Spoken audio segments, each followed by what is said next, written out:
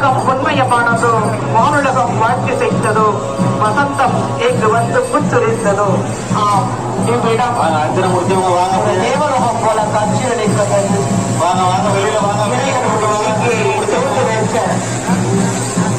இனிய அதிர்வுகள் வாழையும்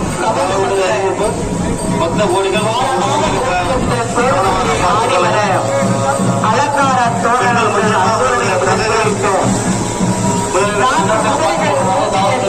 நாயகன் வருகின்றான், தம்மை தானி வருகின்றான், ஆணி வருகின்றான், தேடி வருகின்றான்.